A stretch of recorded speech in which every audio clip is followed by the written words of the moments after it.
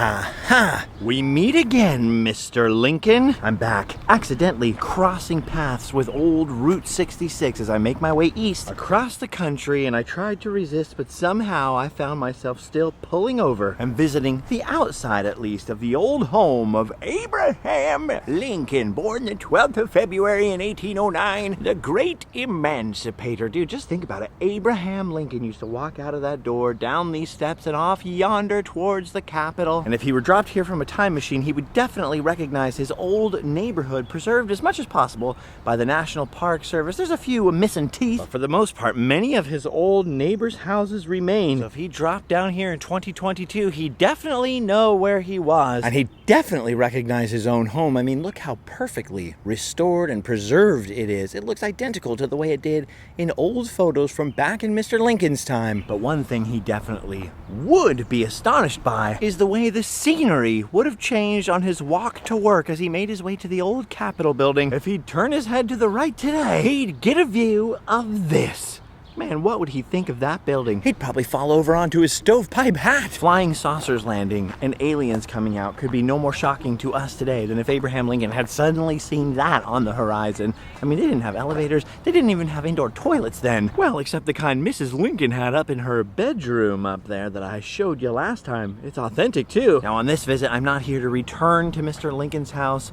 I dare say that this time I won't be able to grace the threshold with my presence. I'm merely taking a break I could not resist from driving eastward from the Mississippi River to Pennsylvania. Sort of like Honest Abe went eastward from here to Pennsylvania Avenue, except I'm on my way to see my uncle. I do plan on getting back into that house someday when I do another full-on Route 66 trip. If you've never seen my full multi-part Route 66 series, maybe you're not interested in Route 66, I still highly recommend the Springfield, Illinois episode where we tramped all over town and trod the land of Lincoln. I've read quite a few Abraham Lincoln biographies, maybe a dozen or so, and of course another dozen or so, maybe more than that, Civil War books. So I have quite a fondness for our 16th president, and yet standing here with just, you know, basically a 30-minute rest stop. I have so many different pieces of Lincoln trivia and memories and thoughts going through my head that I almost feel like I don't have words grand enough to meet the situation. Luckily, there's another visitor here who might be able to put it into words far, far better than I ever could.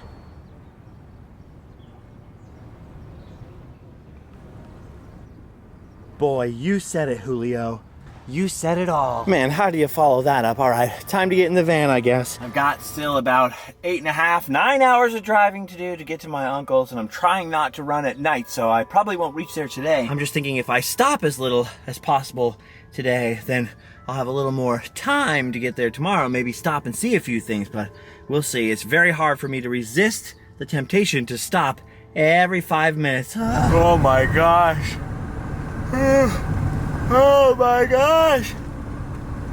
I don't know why, but it's just such a long drive. It's beautiful all across Illinois. So much green out now, you know. Spring is fully sprung. Summer hasn't quite started yet, even though it feels like summer outside. But man, I'm just getting sleepier and sleepier. Whoa! Blink and you'll miss that. We're now in Indiana. Oh. I need a little rest. I hope they welcome me here at this center. Dude, Julio loves Indiana. He can't get enough of looking at it. Yeah, I think I played 2 shows in Indiana ever. No, 3. It's mostly a drive across state for me that we didn't get to stop in very much. Someday I'd like to have time to explore it, but once again, I'm just barreling across sideways. Ah, the Hoosier State. The place people around the world are dying to visit. Well, there was no one inside to greet me. All of the pamphlets here are self-serve, which is fine, I suppose. Serviceable restrooms in Indiana and a whole separate vending machine room. It's crazy that back in the day they used to have like vending machines for hot soup and stuff. Not anymore. Now it's just sugar, sugar, sugar. I don't need any more sugar. I think when I think of Indiana, I think of being close to Chicago. I think of like Gary and stuff. So I never realized that Indiana is mostly in Eastern Standard Time, so we just time traveled into the future by an hour, which is weird, but at least now I'm in the same time zone as my uncle, so I'm getting closer, getting a little closer. Julio's enjoying himself out there. He says Indiana is for the birds, and he might be right. At least he's having fun. Dude, this is awesome. I stopped in Indianapolis because there's rush hour traffic. Also, the transmission in the van is talking back, which made me kind of weirded out, so I wanted to pull over and let it rest for a while.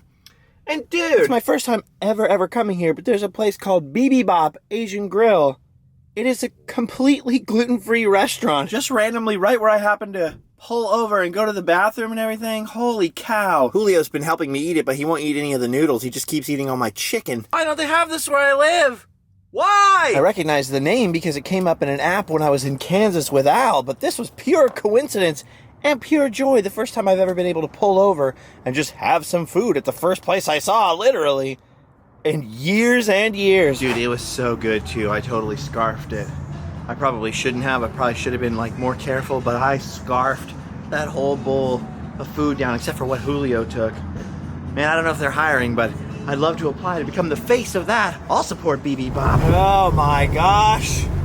And there went the Ohio state line. Our fourth state of the day. It's been a little while, Ohio. Hello! Ohio there. Yes. I'm tired. This coffee don't help worth a darn. Dude, somehow, that was so much driving. So much driving. I've driven longer before, many and many a time, but I don't know, it took the life out of me tonight. Thankfully, there's room at the inn. I don't think I've driven that far in years without stopping to see at least something weird, and I had to watch the world's largest candle float by on the side of the road like, yeah. Well, I'm sure we'll see something weird tomorrow. Awful lumpy looking bed and not too clean either, but you know what? I'm pretty lumpy myself at the moment. And I travel with my own blankets, so that'll do, pig. That'll do. Hotel and sleep well. Okay. The good news is, speaking of stuff that's weird, turns out there's something weird in this town, if we can find it. Oh, and now, finally, something weird, and this one's a doozy. At first you might be thinking, what's weird about this? I've come to a normal Ohio neighborhood, and this is a normal Ohio house. Or is it? Because behold, look at this backyard. Welcome to the Hartman Rock Garden. This incredible rock garden was created by Ben Hartman in the 1930s during the Great Depression, when there was little else to do because he was in a spell without any work. And speaking of spells, it's immediately casting a spell on me. This is incredible. I thought my backyard was unusual with the tikis and stuff, and I thought I was getting pretty crafty with the wood carving, but no, I have not yet begun to craft. Look at this majesty. Dude, there are little messages in the sidewalk everywhere. Look at this. I believe these are some of the 10 Commandments. And so many amazing structures. This is incredible. I believe Ben Hartman died in 1944. So as you can tell, the town must really appreciate this place. This is unbelievable. I'm told that there are between 100 and 500 buildings and structures out here, each handmade. They said they don't have an exact count because it all depends how you count. Look at that. You've got a Death Valley 20 mule team. An amazing tiny little Noah's Ark out here. There's all kinds of bridges and arches and structures and ponds and fountains. And each one of these tiny structures is built out of hundreds, maybe thousands, of little pebbles and rocks. And dude, would you look at the size of that epic castle. Holy moly. I particularly like the American flag at the top of the castle. Maybe old Ben was thinking, since we don't have any old school castles in America, we could use some. How long would something like that take to build? Did he have a plan? Did he just do this at random till it looked good to him? That's the kind of thing I would do. This is absolutely incredible. Look at this fort over here, this log fort made out of concrete logs. I know a lot of these represent little scenes. Most of the signs are pretty badly faded, so I can't tell what the scenes are meant to represent, but a lot of them are pretty obvious. Look at this. Back in this corner over here, there's a little miniature Hoover Dam, and you can tell at one point there definitely used to be water back here, like it was built to hold water behind the dam. I can't get over the little figures and the little pieces of glass incorporated into the design. It's all so incredible. I want to give you a close look. Look at the scrap metal used for this fence here. There's little cannons made of sticks, little tin soldiers guarding this building. And the icicles and just the general style kind of makes me think we might be looking at Valley Forge? I kind of think it must be, because on the backside is a building I definitely recognize. That must be Mount Vernon, the home of George Washington. Wow. I don't know if you guys have ever tried to build anything out of concrete, but it's not exactly sticky like glue. This took a whole lot of work. Supposedly, it was built during a period of 7 years, but most of the work was done in 2 years, which is insane. Apparently, old Ben was working in a factory and was laid off during the Depression, and this is just what he did in between. Look at that. Look at that little cactus garden right there. And oh, there's Hartman right there in that wall.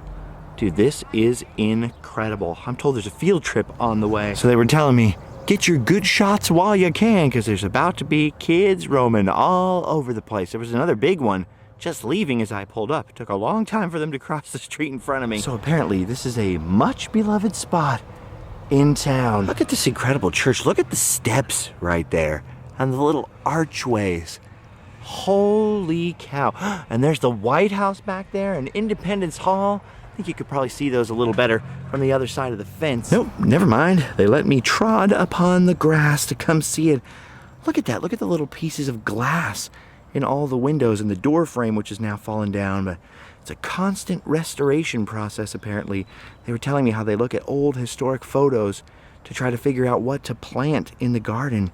And they'll even change the plants between spring and summer, depending on what the old photos show. Dude, look at that. I think we're on the backside of Noah's Ark over here. This is awesome. Wait, I forgot to put in the crystals. Dude, how unbelievable is this?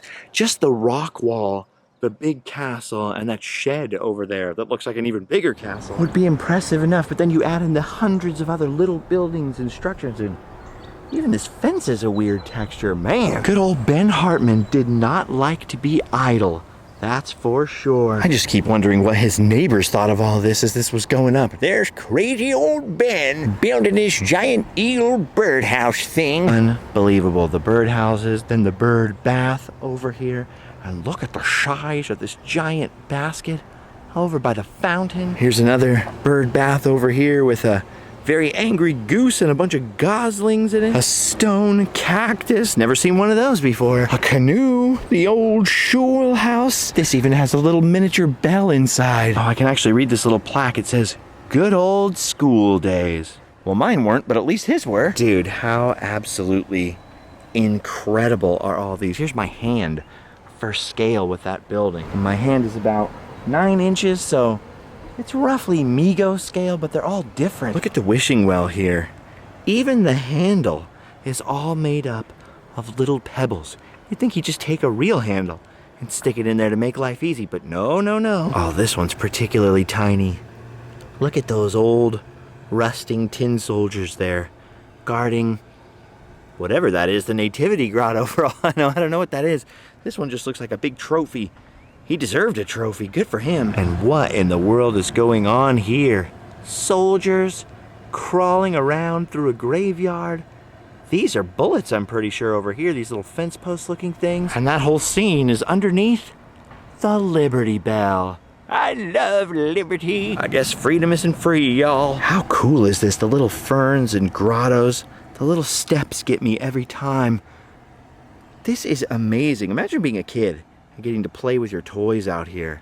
That would have been incredible. Again, I'm just thinking about how much work this would have took. If I zoom in on any little spot, it actually looks like old ruins. It looks like old things I've seen in France that date back to Roman times. And speaking of Roman times and the Nativity Grotto, look at this. Old Ben has got us covered. How about that? Looks like he left no stone unturned, am I right? Look at the construction there. He even put little drainage channels on the tops where water could go out. Smart man. There's even a little jail. And it looks like there's bones inside. I know you can't see them. Maybe some kind of lizard or chicken got in there and couldn't get out. I wonder what he was in for. He was framed. Let it wave in peace. War is hell. Right in front of the home of Betsy Ross. Look at that. Look at the little tiles. Look at those little tiles and the wooden door. I wonder if all the buildings used to look like this with little wooden lintels and windows and doors. I mean, the place is 100 years old and it does snow and freeze out here. It must be hard to keep them all in good repair. You see the way he made concrete roofs, and there's little pieces of scrap metal in some of the archways. So that must be how he formed them. Really, all of this is pretty simple to do at home yourself. Like, look at this. This is definitely Abraham Lincoln's grave right here. And there's his old log cabin. The old log cabin of Honest Abe. I mean, all this really takes is a good supply of river rocks and pebbles, a little bit of cement from Home Depot, maybe some tiles, scraps of wood, scraps of metal. In other words, any of us could do this, but how many of us are doing this? And the answer is none. But we probably should be. Just think about how much time we waste. I mean, not watching stuff really, or communicating with friends on social media, but all the endless scrolling time, or the time we're playing Angry Birds or something. I'm not one of those people who's anti-phone or anti-social media. I think they're very useful, you know, personally. I just think we haven't found the right balance yet. They definitely eat up a lot of our time, and they're designed to. But look how much you can accomplish in just a couple of years if you just get started and have a little stick-to-itiveness. Some of the details on these little buildings are amazing. Look at that little top piece right there, the little bell tower. Unbelievable. You can really tell how small some of these are by looking at the hose caddy. And then some of the unidentified buildings next door. There is a little faded sign, but I can't tell what this one says. Man, each one of these is so impressive. I almost want to take one home, but they seem like they'd be impossible to move, you know, they just crumble. I'm not sure what this little scene represents with these soldiers about to cross this bridge. But what I do know is these ladies seem awfully happy to see all the men tramping by. Oh my goodness, they're so handsome. I was just about to say the only thing missing are some garden gnomes, but there are a few garden gnomes out here. Whew, close one. This is unbelievable. I kind of want to stay out here all day. It's just a 4-hour drive from here to my uncle's. I know it'll take me longer than that, so I should probably get out of here soon and keep on heading down the road, but I can't bear to drag myself away. It's too amazing. Look at all this stuff. You could visit here several times and not really see every detail. Speaking of distractions, I was just thinking about how today, if you were doing this, you'd probably have your phone out here. You'd probably be listening to a little Spotify or some podcasts or something like that. And it was no different back in the day because Ben apparently used to listen to the radio. And some of these scenes are illustrations of songs he was listening to or his interpretations. I don't know which ones they are, though. Also, apparently, Mr. Hartman must have been a deeply devout and religious man, especially considering he built himself this whole gigantic church over here with so many little grottos and alcoves and saints everywhere. Again, what an incredible amount of patience and time and work and talent. And it must have been raw talent too, because even though he had worked in a factory, I don't think they trained him to do this. Here's some more of the writings made out of little pieces of mosaic tile. Don't break your mother, big baby your mother, because she babied you. What? This is unbelievable. I've got to give you the big panning overview here so you can see just how small, well, not small for California, but small for Ohio, this yard really is, and how much stuff is just crammed in to every corner. Apparently there's a little creek somewhere nearby, and that's where he got all these little pebbles and stones. Imagine just picking up this many little rocks and carrying them. It would have taken so long. Imagine touching each one of these thousands and thousands and thousands of rocks. It would have taken absolutely forever. This is definitely one of, if not the weirdest backyards I've ever seen. I keep staring at that castle, man.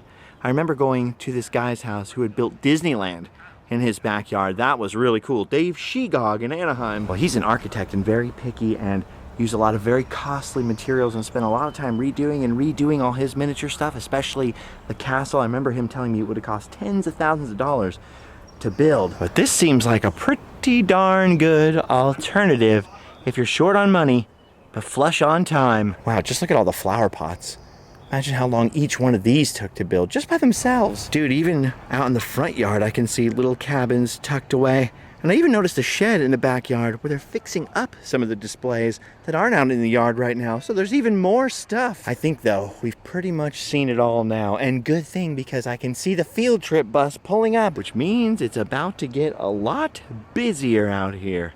Kind of our perfect cue to depart. Man, this was a cool, lucky stop, because I just happened to be spending the night in this town, Springfield, Ohio. And I was hoping we'd see at least one more epic, weird, unusual roadside thing before I take the next couple of days off, spend some quality time with my uncle, who, by the way, says he knows an honest mechanic in his town.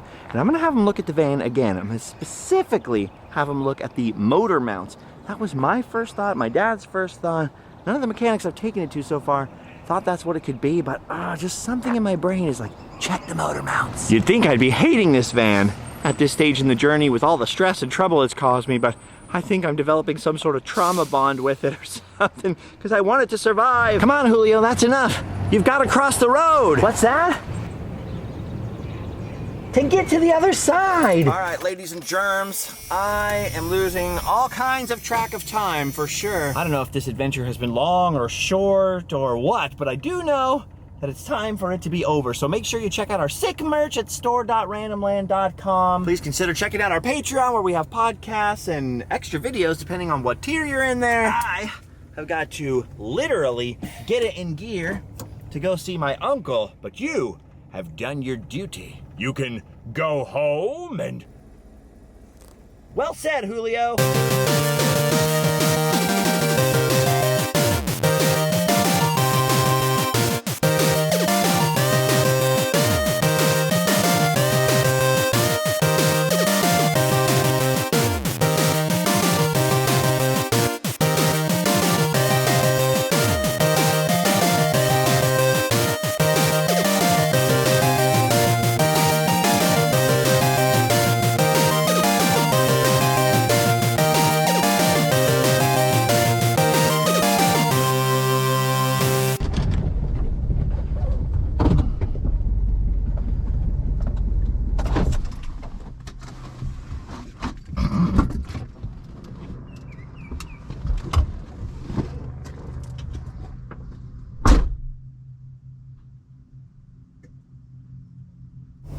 Forget to put the thing on the window. Don't forget to put the thing on the window, cause you gotta put the thing on the thing in window, so the thing on the window can do the thing that it does.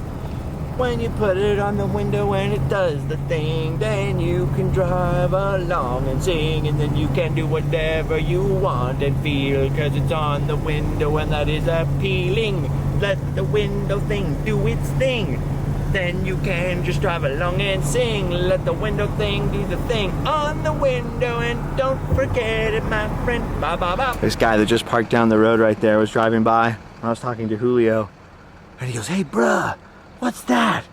And I picked up Julio and go, "Chicken." He just looked so weirded out and drove away so slowly.